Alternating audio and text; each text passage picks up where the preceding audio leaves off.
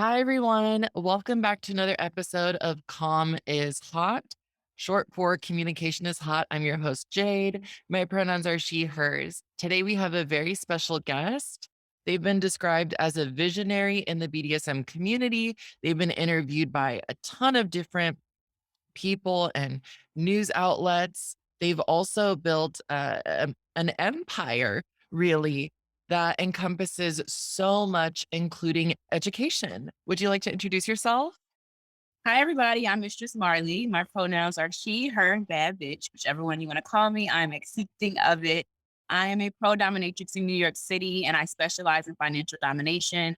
I also throw kink parties for Black people and Afro Latino people, and I am also an educator. So those are my things. I'm hoping to add on more to that list, and I'm just so excited to be speaking with everybody. You are such an icon in so many different communities. It is an honor to be able to interview you today, have this conversation. And I'm sure people are wondering, what is a dominatrix? Do you want to give us just a quick kind of definition? Of course. So a dominatrix or a dom, which you can go DOM or DOMME, it's basically the dominant party in a dom and a submissive relationship. So basically, we have control. It's a big part of BDSM. It deals a lot with sessions and consent and things of that nature. So there's so many different things. I could go on for years probably talking about all the different things within BDSM. But the gist of being a dominatrix is you are the one in control, you hold power. I love that. And I'm sure we're going to get into more of that very soon. I'm sure many people are wondering what motivates you to do this work and to be specifically centering certain communities. What motivates me to really center the Black and Afro Latina communities because when I came into sex work, BDSM, this whole community, I started out as a hostess at a swinger club that was mostly for older white people. And I realized that, there wasn't enough spaces for us. At that time, I was 24 years old, very young, working those types of parties. But I was like, what would this look like with people that look like me, people my age, people that want to come together and be able to really explore their fantasies without judgment? Because often in the Black community, these things are judged by our family members, our friends, our people around us. We're not as open about sexuality besides from music, where we could just explore ourselves and be ourselves. So that's why it was really important for me to create these parties. And I started out with a small party at Airbnb, July of 2019. And next thing you know, now I'm throwing parties in actual like castles and dungeons and things of that nature. So just being able to grow and just, meet so many different people, but provide something that was missing for my community is like, I feel like it's the best thing I've done in my life. My gosh. And I'm sure and I follow your work, huge fan. And I've seen so many different, especially Black femmes, Mhm. just comment and provide feedback, even on your Twitter, just being like, thank you so much for what you do for creating space. And that is, you're changing lives and you're changing this entire industry in so many ways.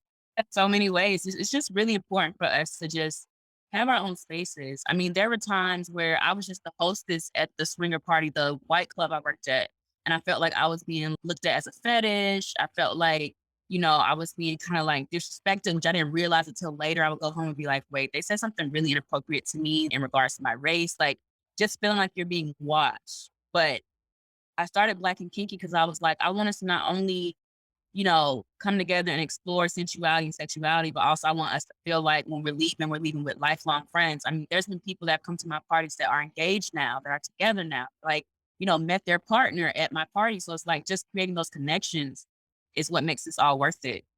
Oh my gosh, this is so cool. Yes, you're truly changing lives and giving people opportunities and creating spaces that didn't exist. Right. I know that you spoke to feeling like it's the best thing you've done in your life, but at some points, do you ever kind of go, oh my gosh, this is my life. This is what I'm doing? I definitely do that, especially looking at where I came from. So I was born and raised in North Carolina. I went to school all in North Carolina. I didn't move to New York until for grad school, but my whole background prior to this was just fashion. I just knew fashion, worked fashion retail, fashion buying, intern, volunteer, all that stuff. So to look at myself now versus like 6 years ago, it's like, what in the world? Like, you would have never been able to tell me that. I mean, you probably could have told me I'll be doing something different because I was always that girl growing up that wanted to be different than everyone else, but not this. Wow. Wow. So now I'm curious to know kind of how you found it. So I pretty much my first introduction to BDSM, like a lot of people, unfortunately, is 50 Shades of Grey. um, so when I first saw that movie, I was like, okay, this is very interesting. I know in my personal sex life, I was very adventurous or whatever. The most I could be adventurous with men that were just like not experienced in that. And then when I came to New York, I was looking for side jobs. That's when I found a job being a hostess at the swingers club. And there's an older lady that worked at Coat Check, and we would have conversations on our breaks. And she was saying how she used to be a dominatrix back in her day and all that stuff. So I started looking it up more. I stumbled across videos. I found financial domination, which was my first real introduction into it. I found that online. So for a long time, I was just a financial dominatrix. I was nervous about doing in-person sessions. I didn't think at that time that was for me, like physically, whipping someone and humiliating someone. But then once I started doing online financial domination, I was like, I'm meant for this. Like, this is so easy. And people hear financial domination now and people still think like there's no way that's true, but it's very much so amazing. I, Very. I, yes. I mean, oops, maybe from a little personal experience, I can agree. It is, I think it's one of the things that I found surprising experimenting with it, kind of, dipping my toes in it was, oh my gosh, like there are people who like are genuinely into this. And I Mhm. think before I got into it, I was like, nah, nobody would just like Venmo me $100 just to Venmo me. Like that can't happen. And as we both know, it does. It does. I still get people now that says, "What? You're lying. There's no way. You have to do something with them. You're showing them nudity. You're meeting up with them and having sex." And I'm like, "No, they literally just send you money for existing." I mean, just like some people have fetishes and kinks revolving feet, some have fetishes and kink revolving sending money. So it's something where it's like you learn about it along the way. But even still, now I'm like, this is real. It's real, and they should send you money for existing because you are like amazing badass. Thank you. Yeah. Now, another question that I have for you, this might be a little different. So, you also go by mistress, Yes. and I think some people might be curious to know what that means. So within this community, most dominatrix, we choose different names we want to go by, right? So some just like to go by goddess, some like to go by empress, some like to go by queen, princess, whatever it might be. I chose mistress not only because it went with Marley, so Mistress Marley just sounded good, but also because, after doing my research and learning about a mistress is also someone that takes on a teaching role of teaching others.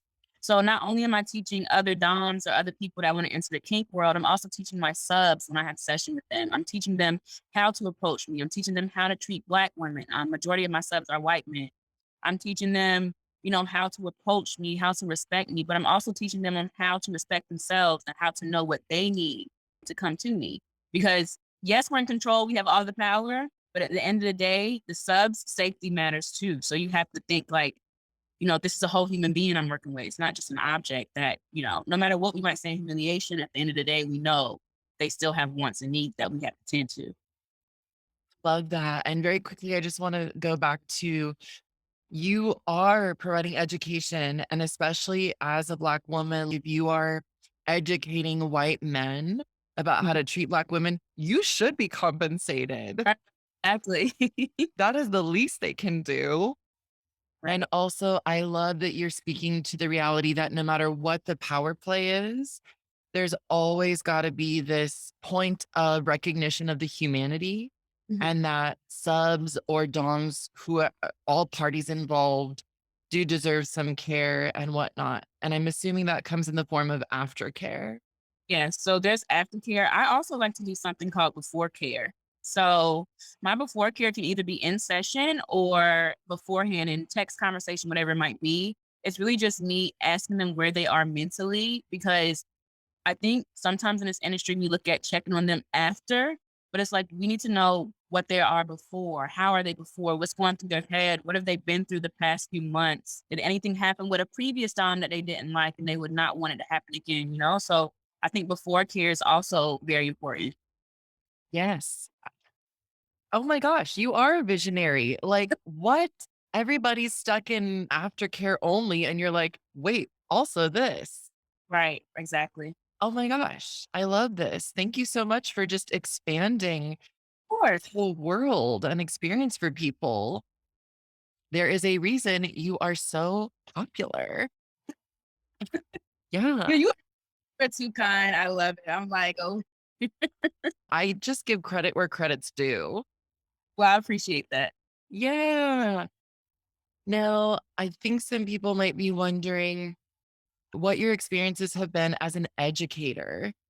As an educator, it's been rewarding and challenging at the same time. Of course, working with humans in general is going to be a challenge, especially someone like me. I'm an Aquarius. I don't know how many people are into zodiacs, but like we're very to ourselves. We're very careful about who we put our energy around. So for me to, have to put that aside and really teach so many different people that have so many different questions, so many different backgrounds, people that have like issues or things going on, because this isn't just cut and dry teaching where you learn this, this, this, and that's it. You have to take into account people's backgrounds, people's safety. It's sex work. Like, why are they coming into this work? What do they expect to get from this work? What issues they might have along the way? Because, I've always had a stand for sex workers. 2 summers ago, I did a sex work march in New York, and I spoke in front of all these people in Times Square, and just really the importance of that we are people too.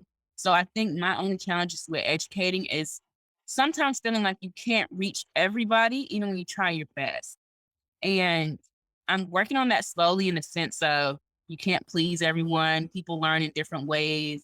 That's why I always tell my students too, like, it's like college. You just don't have one professor. If my teachings don't touch you, I will recommend you to someone else. But, at least I try my best. I love that. You truly and I'm just giving credit where credit is due. You are truly creating spaces where people can feel safe and welcome and also have a relatable teacher, especially for other Black femmes who want to get into this, who might not feel as connected with Yeah, people who are offering this education. So you're not only creating spaces that are very unique and totally needed, but you're also so aware. And right. I just wanted to call attention to that because I think that is so necessary in this industry, especially in sex work. Exactly.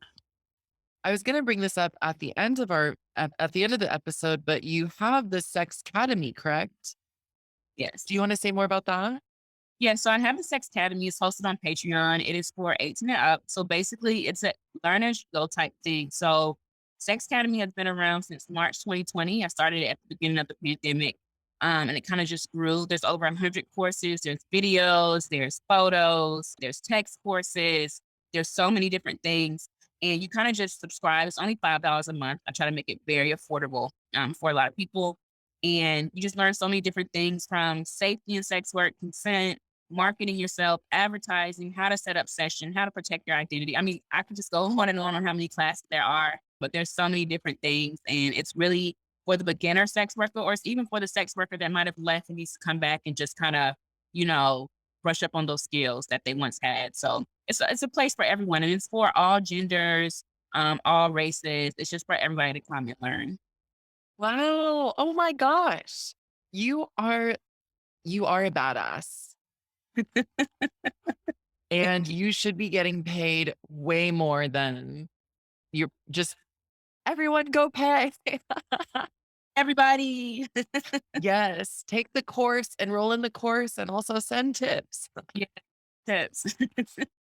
Now, I'm interested in hearing just some more about your personal experiences because I think for a lot of people who might be listening, you may be their first introduction into this lifestyle as also a career. And so I'm wondering, do you have any specific experiences you'd want to share? Any advice maybe or Yeah, for sure. So I definitely would say for anyone coming into this line of work, please realize that it is work. A lot of people just see the glamour on social media. They see the outfits, they see the pictures and the videos and the screenshots of the tributes and the sessions, but there's so much that works up to getting to that point. And even when you're there, there's so much work that went into it. Definitely take care of yourself mentally and emotionally when you're in this work, because sex work, I want to say, is the one job where we get, what's the word I'm looking for? We get insulted on the job, right? So it's like, yes, you have all these people that might admire you, but then you have the assholes, the anonymous assholes on the internet that are like, oh, go get a real job. Sex work is not worth, you're a whore, you're like, whatever. None of those words bother me, but it's like, for someone that might be coming into this a little not experienced, or maybe like they're not mentally where they're supposed to be, that type of stuff could affect you. So I try to be really transparent about that with my students. I try not to sugarcoat anything. I let them know that this is work. Like, you have to create your own schedule. You have to do content. You have to still file taxes. You have to know how to set your prices. You have to deal with clients hitting you up all throughout the night. Like, it's so many different things. So my advice would be, just be ready. Look at it as work. It can be very rewarding in the end. It could be fun creatively, but also look at it as like, you're gonna have to put some work in. Yeah. This, I feel like you're speaking to setting boundaries. Exactly. Yeah. Do you want to speak just a little more to that? The importance of setting boundaries, maybe how you do it and or just how important it is? Yeah, so my boundaries when I first started versus now are definitely different. So when I first started, I was seeing everything as like dollar sign, dollar sign, dollar sign. Like, I don't care what time of the night it is, I'm gonna do it if I'm tired, like I need the money. There were even some bad boundaries I had where like I was not getting deposit up front. So I would do a whole session and never made any money. Yeah. So those are things I dealt with. But my boundaries now are, I set my hours. So I don't take any sessions after 9 p.m. If most subs want to discuss with me or talk with me, they need to tribute or tip in some way. I'm not asking for like $1 million tip, but at least send a token of something, some gratitude, whatever. I definitely have the boundary of, to even session with me, I need some type of ID. I need to know who you are, background check, whatever it might be, because I don't want to put my safety at risk. And then one of my biggest boundaries is definitely putting myself first and self care, because this job will drive you crazy. There's times where, in the past, where I've been on Twitter or the internet, you see so and so is pumping out all this content. You feel like you didn't do anything for the week. So then you're beating yourself up like, oh, I'm not a good sex worker because I haven't been doing anything. But that's another piece of advice I would give. Don't look at anyone else's journey, because you'll only mess up your own journey. So this is slow and steady. It's not a race to the finish. There's always someone that's going to be looking for your content. There's always someone, I mean, sex sells all the time. So it's not something where it's like, oh, there's only 5 clients and I have to get my stuff out to get one of those clients. No, you'll never know who's really watching and who wants to, buy your thing. So I really would just say, put yourself first. Don't get distracted by what everybody else is doing, because then you'll start beating yourself up. I wish I could just retweet that. I'll tweet it. I'll tweet it later so it can be retweeted. I will totally retweet it. And it's so true. I love that you call attention to the fact that this line of work is not meant to be a competition, but rather it's everybody's individual journey. Mhm. I think people might be wondering, how did it go when you communicated to the people in your life that this is your career? I think they kinda just stumbled upon it, I'm gonna be very honest. So, I feel like my mom and dad have been following me on social media for a long time, and I feel like they stumbled upon it, but they didn't really come to me about it. I think my parents have always been the type of parents where they want their children to talk to them first. So, I simply just told my parents, like, "Hey, I get paid for, like, bullying men. I get paid for humiliating men." Like, it took a while to explain it, but then they were just on board. Like, my dad was making me business cards. Like, my mom was like asking me all these questions. So I want to say, there's no one in my life right now of importance that does not agree with what I do. So I want to say mostly everyone's on board.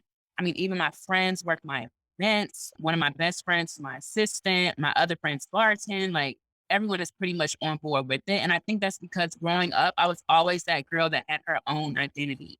I was always doing something different. I was always known for wearing this outfit or doing this thing or whatever. So it kind of was like, we're not really surprised. Like, we knew that, Marley would be this person. So I think communication for me in that sense, it just was something that happened to come out, but it definitely was a good experience. And I do acknowledge my privilege in that because I know a lot of sex workers cannot come out to their family members, friends, or anything because they might get disowned or they might get harmed or anything of that nature. So I definitely acknowledge my privilege in that sense.